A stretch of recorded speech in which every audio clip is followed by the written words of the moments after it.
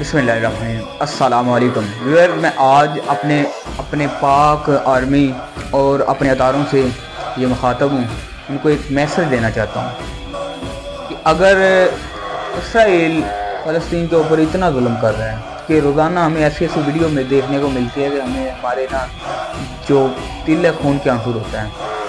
हम मुसलमान हैं, उस नबी का कलमा पढ़ने वाले हैं और अल्लाह ने बारहा बार कुरान के विच फरमाया है कि ए इब्ने आदम, ए मुसलमान, दीन के लिए जितना हो सके जिहाद करो। और हम लोग बैठे हुए हैं इधर, हमारे मुल्क में सियासत नहीं ख़त्म हो रही, यहाँ पे चोर डगेट बैठे हुए हैं। मैं अपने आर्मी चीफ से ये कहता हूँ कि सर, अगर आप कुछ नहीं करना चाहते, अगर आप नहीं जाना चाहते हैं, अगर आप इसराइल को नहीं ललकार सकते हैं, तो सर हमें इजाज़त दें, हमारे लिए दरवाजे खोले जाएं। ये या तो इसराइल ना होगा या फिर हम नहीं होंगे। हम मुसलमान हैं सर, आप भी मुसलमान हैं यहाँ, ठीक है ना। ये तमाम पाकिस्तान के लोग मुसलमान हैं।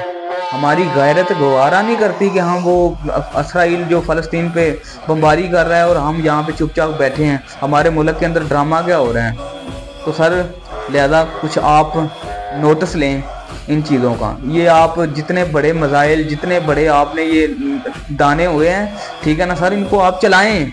इनको पता चले कि इस्लामी कुव्वतें हैं, इस्लामिक जो ममालिक हैं वो हम पे भारी हो सकते हैं।